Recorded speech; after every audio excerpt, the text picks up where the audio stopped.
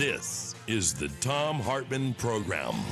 Welcome back. Thom Hartmann here with you, and on the line with us is Dr. Stephanie Kelton, professor of economics at the University of Missouri, Kansas City, former chief economist for the U.S. Senate Budget Committee, the former economic advisor to the Bernie 2016 campaign.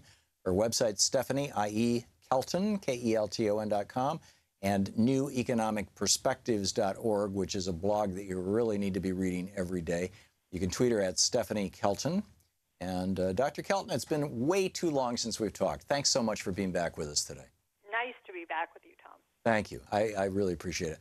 So you wrote this paper, Can Trumponomics Extend the Recovery? Can we deconstruct that a little bit? Number one, what is the recovery? Number two, what is Trumponomics? And then obviously number three, how do they relate to each other by way of extending it? Okay, so, well, what is the recovery is a question I'm sure millions of Americans have asked themselves over the course of the last 7 years or so, because it hasn't felt like much of a recovery for way too many working people. So what is recovery? Well, technically, the U.S. Economy has been in an economic recovery, which is the phase of the business cycle when output is increasing. And so, we've been in recovery since June of 2009, officially, producing more output every quarter and every year than the quarter than you would have if you were in a contraction or a recession, let's say. So we have a growing economy. Okay, so the question then that I ask in the paper is, what, if anything, are Donald Trump's policies, that is the whole range of things he was proposing to do, everything from deporting millions of undocumented people to these massive tax cuts to a proposed $1 trillion of infrastructure, health care reform, the whole gamut of things. What, if anything, will these policies do in terms of their ability to keep this recovery, however anemic and unimpressive, going forward? So, what do they have to do with one another? Well, the question was just to ask, are these the kinds of policies that are designed to promote growth, to continue delivering job creation? Are we going to continue to see positive net job creation, or are we going to begin to move into the contraction or recessionary phase of the business cycle? So isn't there a third possibility too, which is the GDP continues to grow, but no jobs are added and wages continue to fall? That it's basically GDP is growing, but it's only growing but it's only benefiting rich people?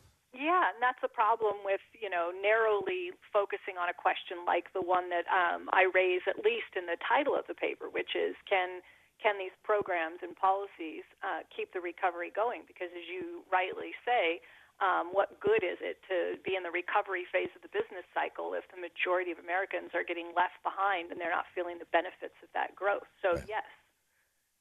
So you were saying, I interrupted you, I'm sorry. No, I'm saying it's absolutely the case that in a sense you can answer yes to the question, can we keep the recovery going? All that requires is that the U.S. economy continues to produce more output, that we continue to grow, that positive growth occurs. So can that happen in spite of the fact that all of the benefits, or nearly all of the benefits of that growth, are going to those at the very top, that wages aren't increasing, that, the job numbers, maybe, the economy is growing, but we're creating a lackluster number of jobs, or that those are low-paying, low-wage jobs. And so, yes, is the answer to your question. We can have what is technically a continuation of the recovery without delivering the kinds of benefits that Donald Trump, quite frankly, promised the people who voted for him, that he was going to improve conditions for ordinary workers in places like the Rust Belt in America. What is the difference between the policies that Donald Trump proposed, with which you may agree, and the policies that his economic advisors, in particular Steve Mnuchin and Gary Cohn, the two former Goldman Sachs executives, seem to be pursuing? And do you think that Trump even realizes that there is a difference between the two? I think that in some respects he had some good instincts on a number of things. Let's just take infrastructure for one example. I think he really did put his finger on part of the problem, which is to say that this nation's national infrastructure is a national disgrace. He can see that. I mean, this is a man who likes to build things. And I think that he can tell that we have not done a good job in this country of maintaining and modernizing our national infrastructure. And so when he said that he wanted to do what Bernie Sanders said that he wanted to do, which was to increase infrastructure spending by $1 trillion, I think he was headed in the right direction. But then, as you say, he gets input from advisors around him who say, well, you can't do it the way that Senator Sanders was talking about doing it, which is good old-fashioned federally funded infrastructure spending. These have to be public-private endeavors, and you've got to promise private investors very high rates of return in order to get this stuff done. And so, it all ends up getting watered down and muddled and bogged down with this sort of public-private partnership stuff that's likely not to deliver the sort of jobs that Donald Trump was promising. So are there inconsistencies, and does he see those? I don't know. I kind of doubt that he does, but I think, he wants to lift, at least he said when he was campaigning, he wants to do more for working-class people. He wants to help people in the Rust Belt states, struggling Americans who've been left behind by trade and globalization and all these sorts of things. But then you look at what he's doing on the tax side and the tax policy proposals that have come out just in the last week, and who are they designed to benefit? Certainly not the people who voted for Donald Trump and helped put him into office. Those very struggling workers. These are tax proposals that are overwhelmingly designed to deliver the benefits to those who are already at the very top. And there's very little by way of increased income coming for the kind of people that Donald Trump promised to help. Yeah, and it seems disproportionately to benefit specifically real estate developers and bankers. Yeah, sure, because those are many of the people who are probably crafting the policies. I mean, we know, these are the Goldman Sachs guys he has surrounded himself with, and they're looking out for themselves. What's your sense? We're talking with Dr. Stephanie Kelton, a professor of economics at the University of Missouri in Kansas City, and just one of the most brilliant economists, in my opinion, working in the United States right now. What's your sense of the actual state of the United States economy right now? How solid are we? How fragile are we? There have been comparisons made to the mid to late 1920s. Do you think that those are legitimate comparisons, or do you think that it's more going to? There's also comparisons made to Japan, which has almost twice the debt to GDP ratio, or twice the debt, I guess to GDP ratio that we have. And they're just kind of they've been muddling along, I guess, for a couple of decades, although the average Japanese, because they have such a good social safety net, doesn't seem to be bothered by it. But where are we at? Well, I think we're muddling through, for sure. We have not had really robust kinds of growth. As we started off this conversation talking about, the U.S. economy is technically in recovery. And if you listen to people like Janet Yellen, and, this is the chairwoman of the Federal Reserve Bank, and the job of the Fed is supposed to be to deliver the maximum sustainable level of growth and employment with inflation that is, modest by their measure, by their target 2%. So in order to get what the Fed considers a healthy economy, you would have full employment and inflation running around 2%. Well, guess what? The Federal Reserve tells us that's exactly what we have. So to listen to, some observers, what they're telling you is this is a pretty darn good economy. This is full employment. After all, the numbers tell us official unemployment rates down below 5%, pretty good.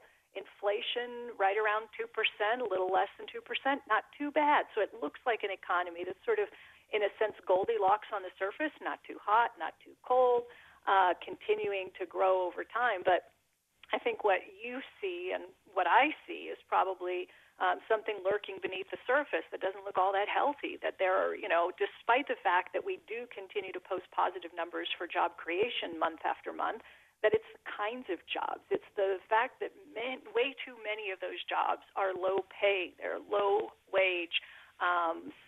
They're service sector jobs, disproportionately. The kinds of jobs we're creating are in the service industry. They're low pay jobs. They're low hours. and there's an awful lot left to do. So in some ways, it does look like Japan. Yeah. Looks like we get one foot on the brake and one on the gas, and we have these fits and starts, and the economy just sort of muddles along, but it doesn't really top out at a maximum speed by any stretch. Do you think we've passed or maybe it was never there, the possibility of a 1929 style event, a crash? Well, you mean another type of Great Depression? Yeah. Yeah. Well, I mean, in a way, there are safeguards in place that weren't there in the 1920s that allowed the economy to just go into complete free fall. And so we've done a lot of things since then. FDR, there are things like minimum wage laws. There is unemployment compensation. We just have a number of protections and guards against that kind of a calamity. We have a much bigger government. We have a Federal Reserve that stands ready to intervene, to kind of put a floor under things. So I tend to think that something on the order of what happened in the Great Depression is, while not impossible, surely a lot less likely. We didn't have it. We had the conditions for that after the financial crisis, after all. But, we had a government and a central bank that were able to step in, and although they probably didn't do nearly as much as they could have done or should have done, they definitely prevented the absolute free fall into a second Great Depression. So I don't worry a lot about things deteriorating to that level, because I think we've learned a lot since then. Yeah. Well, that's good news, certainly. We have Dr. Kelton. Can you stay with us to the bottom of the hour? Sure. Great. Thank you so much. I've got a bunch more questions. We're talking with Dr. Stephanie Kelton. She's a professor of economics at the University of Missouri, Kansas City, former chief economist for the U.S. Senate Budget Committee, economic advisor to the Bernie 2016 campaign. Her website, Stephanie, Stephanie, Kelton, Kelton.com, and neweconomicperspectives.org. We'll be right back.